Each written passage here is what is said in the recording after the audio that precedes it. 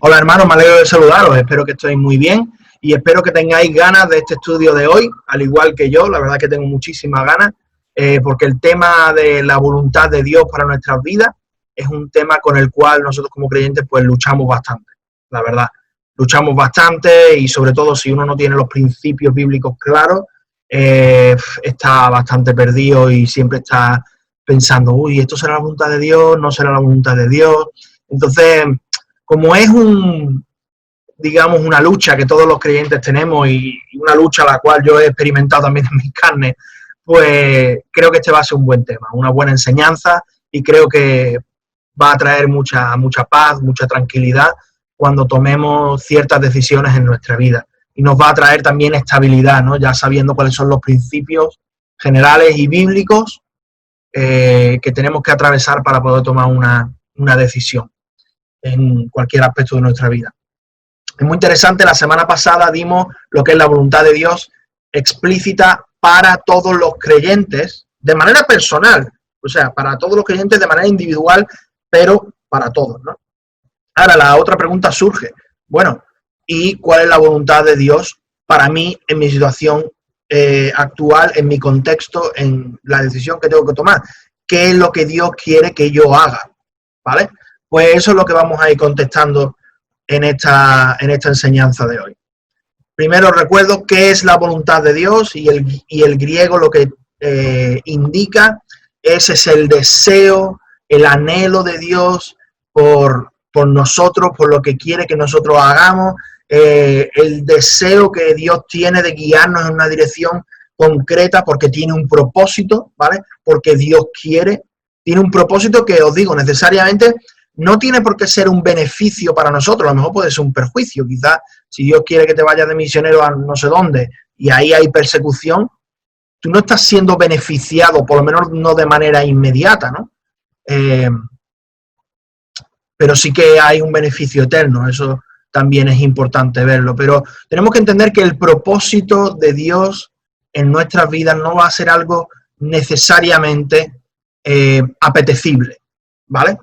No es necesariamente apetecible. Bueno, sí, porque Dios va a llevar cualquier cosa que nosotros hagamos, va a traer un fin, va a tener un fin eterno con esas cosas y un propósito bueno.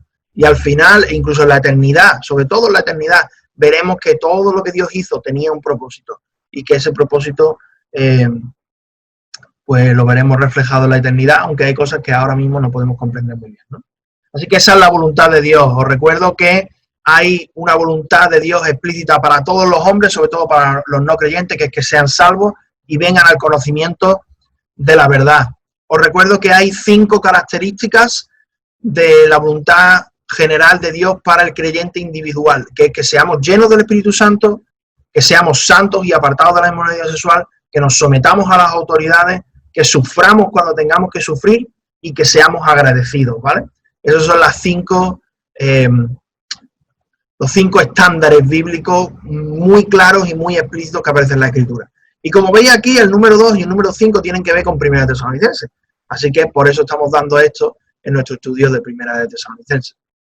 Y ahora, vamos aquí a la sustancia. ¿Y cuál es la voluntad de Dios para mi vida? ¿Cómo sé? Pregunta de cómo sé qué trabajo elegir, qué carrera escoger, con quién me caso, a qué iglesia asisto, muchísimas cosas. Muchísimas de esas cosas se pueden englobar en los principios que vamos a ver hoy, ¿vale? Y vais a ver que hay muchos de estos principios que ya lo sabéis. Muchos de estos principios ya lo sabéis y quizá no lo habéis asimilado en vuestra mente como un principio o como un filtro por el cual tenemos que filtrar todas nuestras decisiones para saber si la voluntad de Dios, si eso es la voluntad de Dios para nuestra vida, ¿vale? Así que vamos a ir directamente ya a los filtros. Hemos hablado antes que hay un primer filtro que es el cumplir los requisitos bíblicos de ser lleno del Espíritu Santo, de ser santo, de someterse a las autoridades, de ser agradecido y de sufrir cuando sea necesario, ¿vale?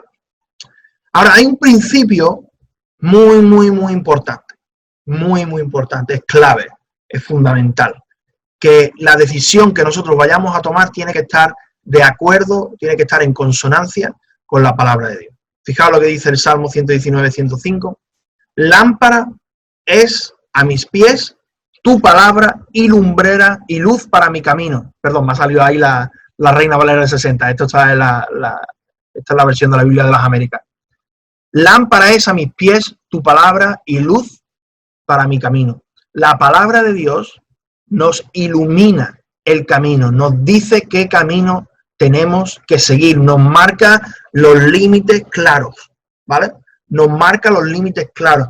Y aunque la palabra del Señor a veces no nos dice cosas muy explícitas y muy individuales para nosotros, por ejemplo, la palabra del Señor no te va a decir, si tú eres un joven en una iglesia, no te va a decir, tal persona, Juanito, cásate con Juanita.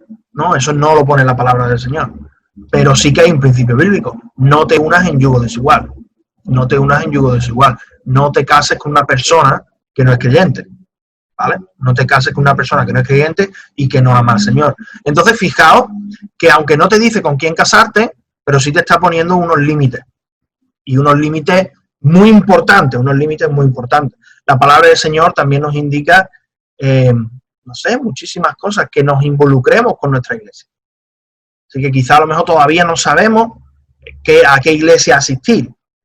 Pero sí sabemos que tenemos que estar en una iglesia donde se predica la palabra y donde nosotros podamos involucrarnos y crecer. Por ejemplo, esos son requisitos bíblicos, ¿vale? Porque los requisitos de los ancianos y todo eso se habla de que, y en 1 Timoteo se habla mucho de que los ancianos y los líderes tienen que predicar la palabra, Entonces, claro, cuando tú vas a una iglesia y no se está predicando la palabra en condiciones, sino que se la saca de contexto cada 2x3, se dice lo que se quiere, el predicador en vez de hablar de la Biblia te está contando historietas y todas esas cosas, pues la verdad, para mí, aparte de ser aburridísimo, porque yo no me quiero enterar de la vida de nadie, yo quiero que me enseñen la palabra del Señor.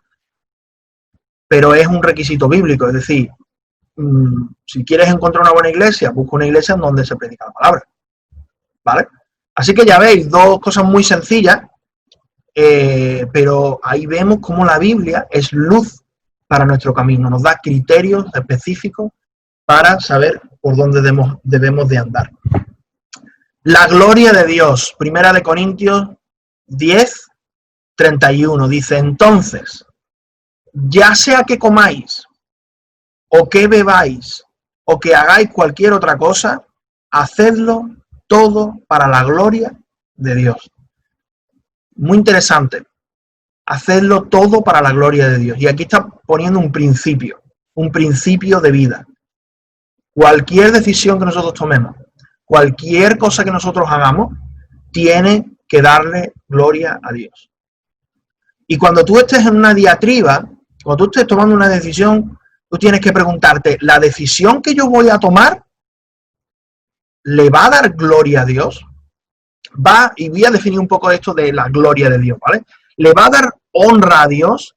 ¿Va a darle importancia a Dios? ¿Van a hacer, las personas a mi alrededor, van a poder percibir a Dios como alguien glorioso, como alguien a quien merece la pena seguir?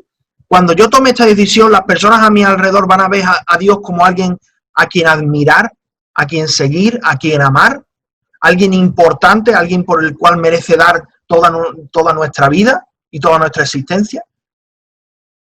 Entonces, si tú vas a tomar una decisión, tú tienes que tener en cuenta esto. Tus decisiones tienen que glorificar al Señor, tienen que hacer que Dios se vea más importante de lo que ya se percibe en tu entorno y en tu propia vida, ¿vale? Porque Dios ya es importante de por sí, Dios es el ser más importante del universo, de hecho es el único ser necesario en todo el universo, filosóficamente hablando. Pero la gente a nuestro alrededor, nosotros mismos a veces no lo percibimos como tan importante, nos percibimos como que nosotros somos las personas más importantes del universo. Pero cuando nosotros tomamos decisiones que glorifican a Dios, lo que ocurre es que hay gente que se da cuenta y dice, uy, este Dios es un Dios al cual merece la pena seguir. Uy, este es un Dios que realmente cambia vidas, ¿eh? Uy, este es un Dios que...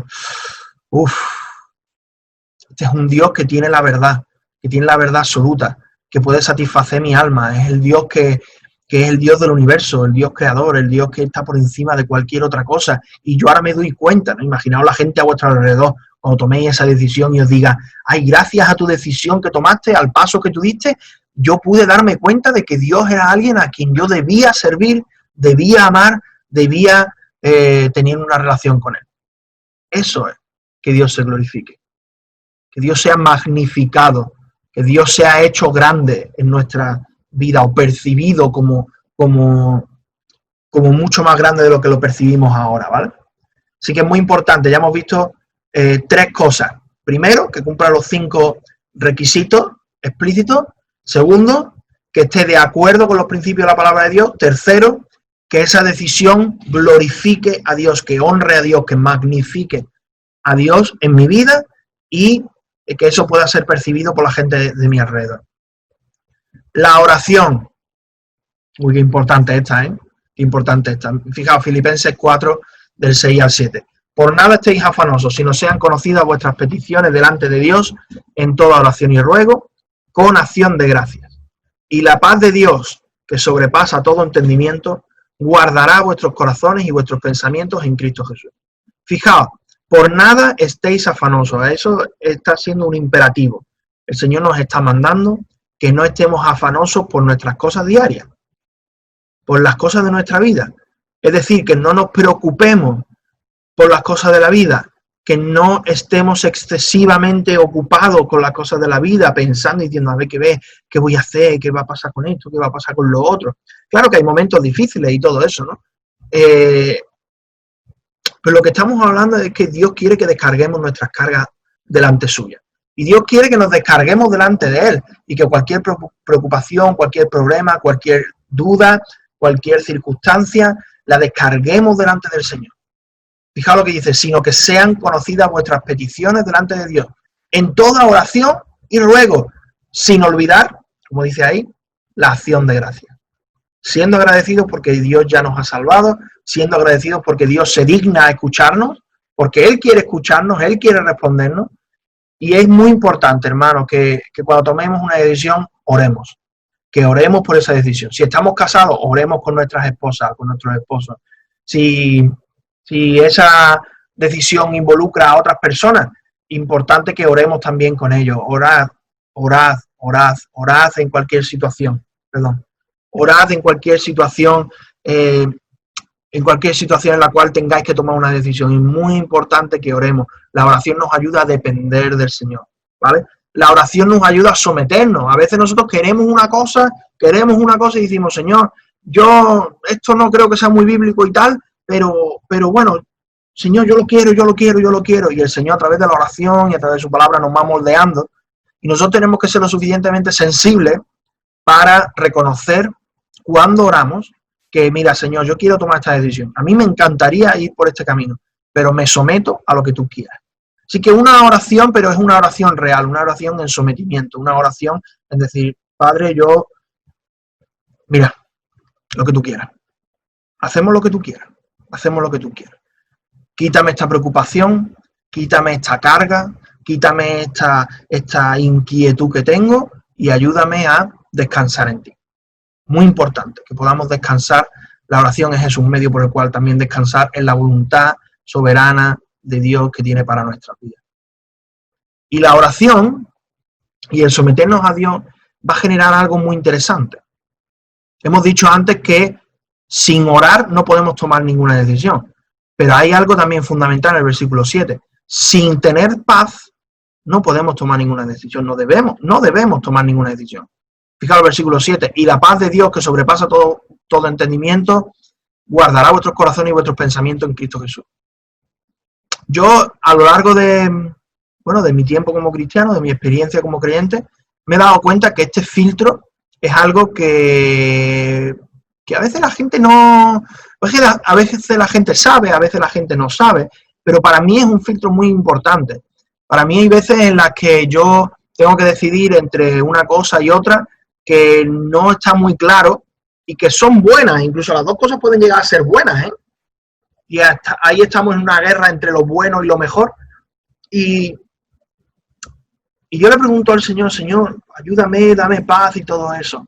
Y si no tengo paz, si la paz del Señor no me deja, no descansa sobre mí, digo, mira, mejor no lo vamos a hacer. No estoy convencido, no tengo paz. Y eso es una sensación subjetiva que el Espíritu Santo que está dentro nuestra genera en nosotros. Hay veces que, ya os digo, tomando incluso también decisiones de iglesia, cosas que son buenas y que son legítimas, pero orando y viéndolo delante del Señor diciendo, mira, es que no tengo paz, estoy inquieto, no estoy tranquilo. Si tomamos esa decisión así, de esa manera, no estoy tranquilo.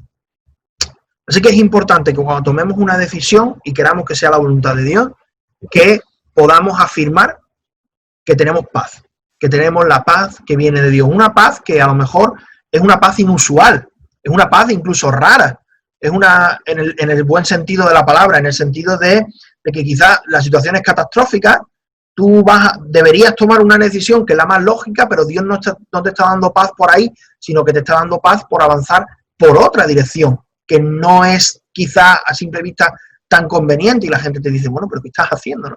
Dice, mira, es que el Señor me está dando paz con esta decisión que no es tan lógica y no parece tan conveniente. Así que es muy importante el tema de la paz, que tengamos paz en el Señor. Dependencia de Dios, ese es otro filtro. Cuando tomamos esa decisión que vamos a tomar o ese camino que vamos a andar, ¿nos va a hacer depender más de Dios o nos va a hacer más autosuficientes en nuestra fe? Fijaos lo que dice Efesios 2:10, ¿no? Porque somos hechura suya, creados en Cristo Jesús para hacer buenas obras, las cuales Dios preparó de antemano para que anduviéramos en ellas. Muy importante, fuimos creados en Cristo Jesús para hacer buenas obras, pero ¿qué buenas obras? Las que Dios preparó de antemano para nosotros. Y es muy interesante que cuando el Señor prepara las obras de antemano, nosotros dependemos del Señor, estamos dependiendo completamente, o digamos crecemos en dependencia del Señor. Entonces lo que estamos viendo en este pasaje, y uno de los filtros que os quiero comentar, es ese. Cuando nosotros estamos dependiendo del Señor, entonces muy probablemente estamos en el camino correcto. Si mi decisión va a hacer que yo dependa menos de Dios, cuidado, cuidado. Pero si mi decisión hace que yo ore más, que yo dependa más de Dios, que yo tenga que buscar más a Dios en su palabra, que yo pueda obedecer más a Dios, que yo pueda cumplir la gran comisión, que yo pueda ser de testimonio para otros. Y todo eso dependiendo de Dios, no haciéndolo en mis propias fuerzas, sino sabiendo que voy a tener que depender de Dios.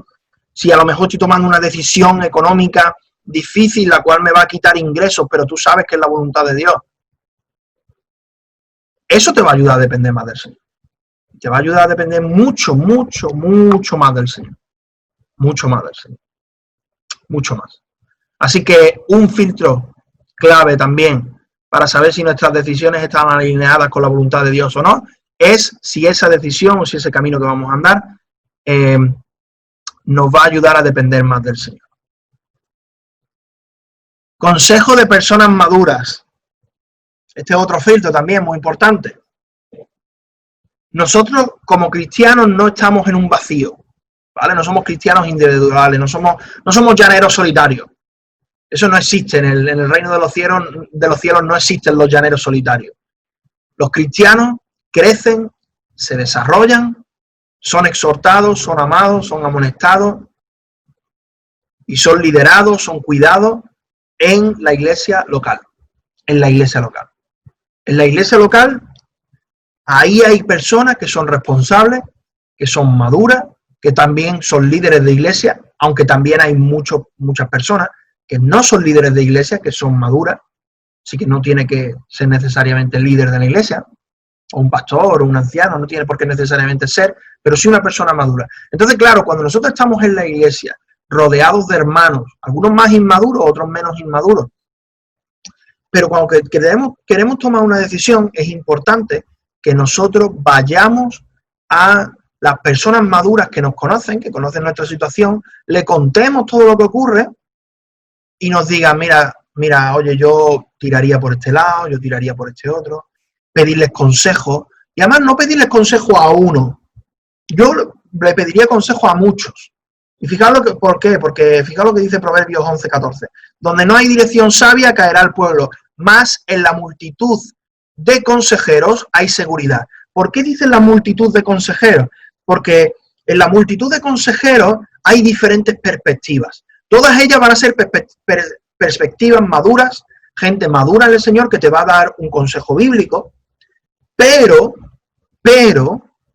a lo mejor, digamos, ¿no?, que alguien me pregunta a mí, oye, Gonzalo, ¿qué piensas de este tema? Y yo le doy un poco mi punto de vista, mi opinión, mi perspectiva, lo que yo haría en su lugar. Él a lo mejor va a otro hermano maduro en la iglesia, oye, ¿qué piensas de este tema, de esta decisión que quiero tomar? Y ese hermano, probablemente, como somos personas diferentes, pues lo va a enfocar desde otra perspectiva, que va a ser muy interesante y va a ser muy enriquecedor. Por eso aquí el tema de la multitud de los consejeros es importante. Yo cuando a veces he tenido que tomar decisiones difíciles en mi vida, he intentado siempre tirar de toda la gente madura que he podido. He intentado hablar con mi padre, he intentado hablar con mi pastor, he intentado hablar con los ancianos, he intentado hablar con gente madura de mi contexto, he intentado hablar con amigos que son maduros, no con cualquier amigo, ¿no?, pero con amigos que son maduros, que me conocen muy bien, con mi esposa. Y de verdad os digo, en la multitud de consejeros hay sabiduría, hay seguridad, hay seguridad. Sin consulta los planes se frustran, pero con muchos consejeros triunfan.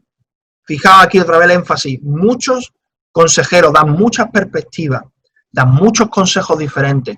Pueden hablar de cosas que a lo mejor uno no toca ese tema, pero otro sí. Y entonces te da una visión cada vez más amplia de la situación y eso te ayuda a tomar una decisión adecuada. Fijaos, los proyectos con consejo se preparan y con dirección sabia se hace la guerra, Proverbios 20:18. Con consejo se prepara y la guerra se hace con dirección sabia. Así que, hermanos, yo os aconsejo muchísimo que cuando estéis tomando cualquier decisión, primero, antes de tomarla, no simplemente comunicársela ya cuando, mira, esto es lo que he decidido y es lo que hay, pero antes de tomarla, tomaos el tiempo para ir a hablar con un líder en la iglesia, con el cual tengáis relación, alguien que sea maduro, alguien, no tiene por qué, aun siendo yo el pastor, no tenéis por qué necesariamente venir siempre a mí, hay otros hermanos maduros en la iglesia, aunque yo estoy disponible si es que me necesitáis y necesitáis consejos o necesitáis algún tipo de dirección, yo en lo que pueda, pues intentaré ayudaros lo mejor posible. Pero hay muchos hermanos en la iglesia que son maduros. Acudí a varios de ellos, a muchos de ellos, cuantos más mejor, pero cuantos más van o den perspectivas diferentes. Y a lo mejor ni siquiera os dan todos diferentes perspectivas, pero todos están de acuerdo en un punto central. Oye, pues mira, eso es muy importante, ¿no? El Señor también les da sabiduría a ellos. ¿Y qué es lo que te van a decir esos hermanos? A lo mejor todos esos hermanos te dicen, oye, mira, pues me parece una decisión buenísima, tira para adelante, te animamos, estamos contigo. O a lo mejor todos los hermanos, o la gran mayoría de los hermanos maduros te dicen, pues mira, yo eso no lo haría. Yo tendría mucho cuidado, yo no lo veo, no estoy muy convencido. Que te lo diga uno o dos, pues te dices, bueno, no sé, quizás puede ser por prejuicios personales, puede ser, pero ahí está digamos, el principio de hablar con mucha gente. Si todo el mundo o la gran mayoría de personas están en desacuerdo con lo que tú estás haciendo, entonces te lo tienes que replantear. No solamente eso, sino las puertas cerradas y las puertas abiertas. Hay veces que la gente está de acuerdo, hay veces que es algo que glorifica al Señor, hay veces que es algo que coincide con su palabra, que has orado por eso, pero a lo mejor el Señor te cierra la puerta y te impide la posibilidad de hacer esa cosa, ¿no? Y fijaos el pasaje bíblico de esta situación con Jonatán. Y aconteció que un día Jonatán, hijo de Saúl, dijo al joven que llevaba su armadura, ven y pasemos a la guarnición de los filisteos que está al otro lado. Entonces dijo Jonatán, mira, vamos a pasar hacia esos hombres y nos mostraremos a ellos. Si nos dicen, esperad hasta que lleguemos a vosotros, es decir, esperaos aquí en la puerta y ya vendremos, entonces nos quedaremos en nuestro lugar y no subiremos a ellos, es decir, no los iremos a conquistar. Estaban en un monte, ¿vale? Por eso dice lo de subir a ellos. Pero si dicen, subí a nosotros, decir, venga, entrar en el campamento y tal, entonces subiremos porque el Señor los ha entregado en nuestras manos, esta será la señal para nosotros. Entonces, fijaos que aquí Jonatán está orando al Señor y decirle, bueno, Señor, si tú quieres que yo haga tal cosa, bueno, pues guíame en esta situación y espero que tú puedas, pues darme dirección, darme luz. Y Señor, si ocurre esto, entonces haré esto. Y si ocurre lo otro, haré lo otro, ¿no? Entonces, a veces, y como sigue la historia, es que los filisteos le dijeron, sí, subí a nosotros. Y entonces Jonatán y su escudero, básicamente ellos dos se cargan a todos los filisteos y es una victoria enorme para Israel, ¿no? Entonces hay veces que Dios cierra puertas y veces que Dios abre puertas. Y os voy a contar una anécdota personal que para mí fue bastante, bueno, fue un poco traumática en su tiempo, por toda la emoción que involucraba y todo. Pero yo había un momento de mi vida, hace 3 años y medio, 4 podría decir, no recuerdo muy bien, 3 años y medio, 4, en el cual yo quería irme al seminario a estudiar. Y había un seminario que me encantaba, que está en Texas. Me encantaba y me parecía buenísimo. Es muy bueno, pero me parecía buenísimo. También mi padre quiso ir allí cuando era joven y todas esas cosas. Había una beca tremenda para gente extranjera como yo, justo que yo cumplía perfectamente el perfil. Había orado sobre el tema, estaba cómodo con el tema, había hablado con los pastores y los ancianos y todos me estaban animando a ir. O sea, que estaba cumpliendo todos los requisitos, ¿no? Estaba dependiendo del Señor, en plan del Señor, bueno, si quieres, lo que tú quieras. Tenía paz en el corazón, conseguí con el proceso. Y después de más de 6 meses, más de medio año, después de gastarnos 1000 y pico euros en papeles, en traducciones y todo eso, de involucrarnos emocionalmente en todo ese proceso, después de todo ese tiempo, llamamos un día y nos dicen, mira, no puedes venir, no te hemos dado la beca, así que si quieres, ven, pero tú te pagas tus gastos, tú te pagas tus cosas, y estamos hablando de miles y miles y miles de dólares anuales, costaba $15,000 al año, más trabajar para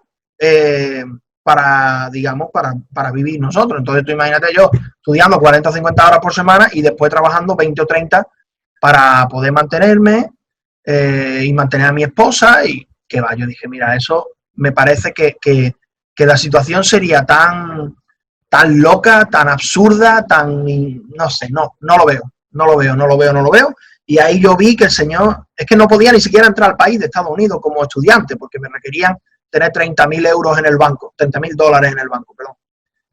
Entonces yo ya ahí vi, mi mujer vimos que no, que eso es una puerta cerrada, y aunque habíamos cumplido todos los requisitos anteriores, el Señor cerró la puerta y se acabó. Así que si el Señor cierra la posibilidad, entonces ya está, no hay más que hablar. Si el Señor no ha cerrado la posibilidad, y esto es importante, no significa necesariamente que el Señor quiere que andemos por ahí. Jonás tuvo la posibilidad de irse a Tarsis y estuvo un año, por lo menos, algunos teólogos hablan de que estuvo por lo menos un año esperando a coger ese barco que le iba a llevar a Tarsis. Era una puerta abierta, es decir, él lo podía hacer, estaba la posibilidad de hacerlo. ¿Qué es lo que pasa? Que estaba desobedeciendo la palabra que Dios le había dado de que fuera a Nínive. Entonces, claro, no estaba cumpliendo el primer requisito del cual hemos hablado, que tiene que estar conforme a la palabra de Dios. Entonces, cuando toméis una decisión, tenéis que tener en cuenta que todas las preguntas de las cuales estamos hablando tienen que ser contestadas afirmativamente. A todas se les tiene que dar un sí, ¿vale? Deleítate en el Señor. Si nosotros estamos deleitándonos en el Señor va a ir cambiando nuestro corazón, nuestras motivaciones, nuestros deseos. Y fijaos lo que dice el Salmo 37:4. Deleítate a sí mismo en Jehová y Él te concederá las peticiones de tu corazón. Muy interesante. Él te concederá las peticiones de tu corazón, pero ¿sabes por qué?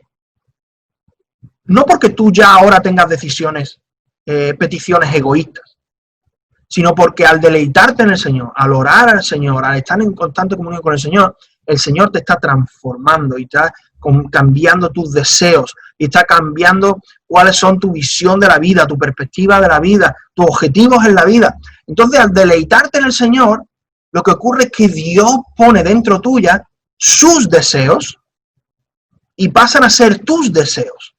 Entonces, cuando te deleitas en el Señor y sus deseos pasan a ser los tuyos, Dios termina dándote las peticiones de tu corazón, porque tu corazón está alineado con la voluntad explícita del Señor. Así que aquí tenemos varias preguntas.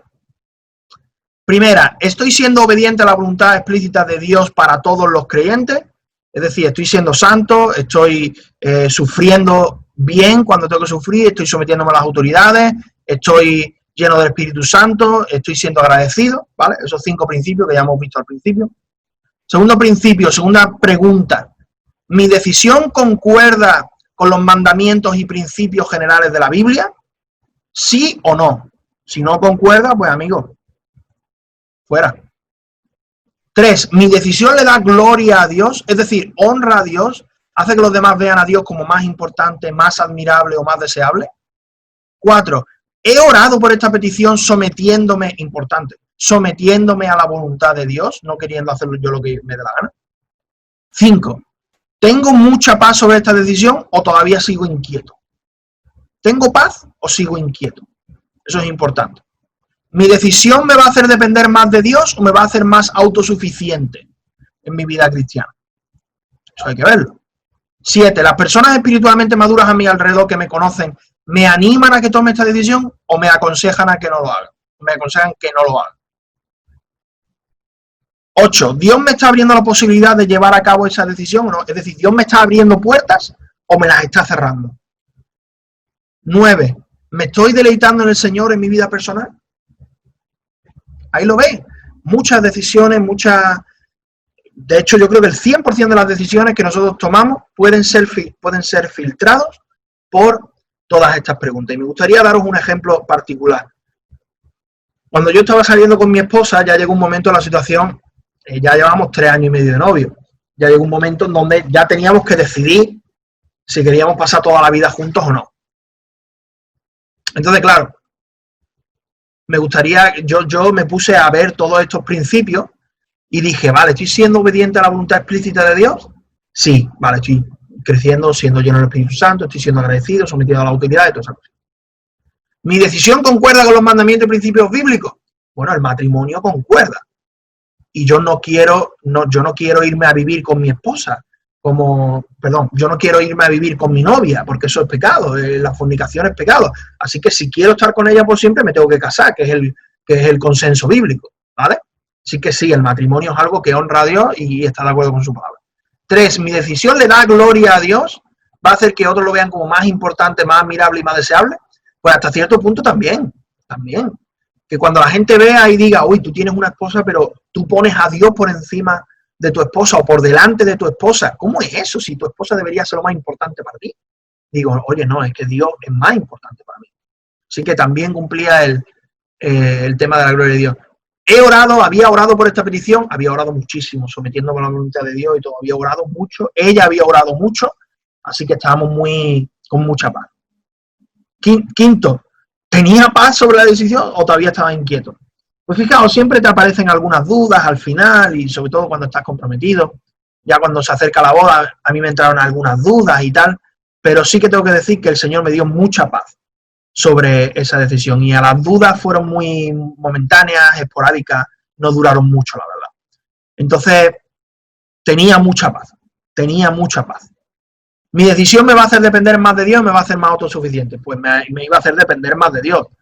Es decir, bueno, y una cosa que no he dicho antes, perdonad, es que mi esposa era creyente y amaba al Señor. Así que al no estar en yugo desigual, estaba cumpliendo la voluntad del Señor.